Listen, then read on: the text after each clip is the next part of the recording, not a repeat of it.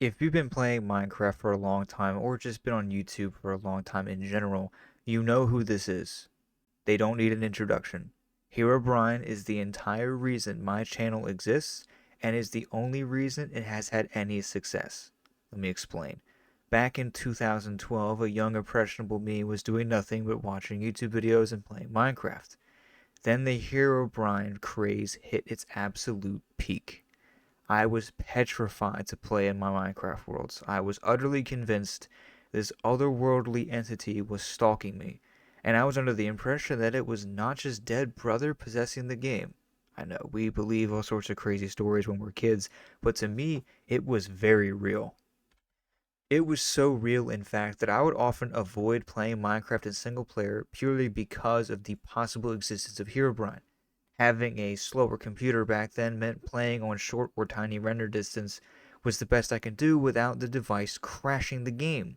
So I was not in a very good scenario to be playing the game late at night, especially with the constant paranoia that there was something out there in the fog.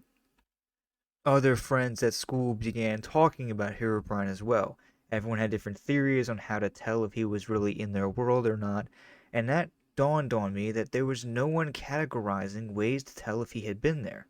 So I scoured the internet, I went over everything I could, I asked everybody their experiences and any weird thing they saw, and I put them all together in that slideshow.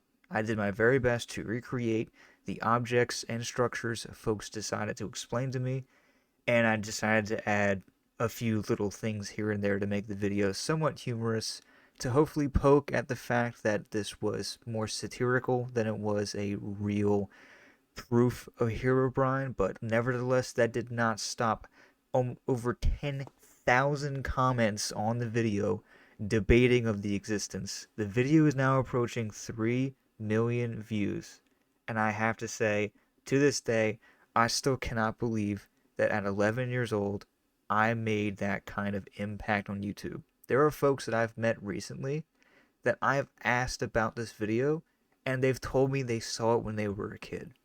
And that makes me extremely happy to hear that I was able to help create something and add my footprint to a story that has been so infamous in the Minecraft community.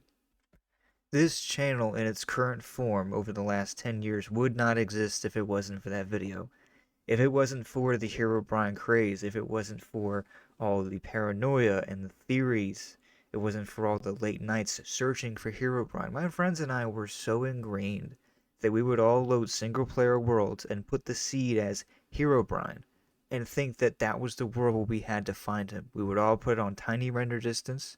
We would all play and make sure that we were checking every cave that we could, checking for tunnels, trees with no leaves, sand pyramids. We were utterly convinced that if we placed a Herobrine spawner in the world, he would be there eventually. Of course, he never was, because he didn't exist. But that didn't matter.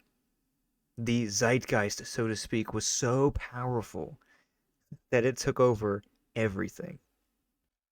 It is no stretch of the phrase to say that Herobrine changed my life.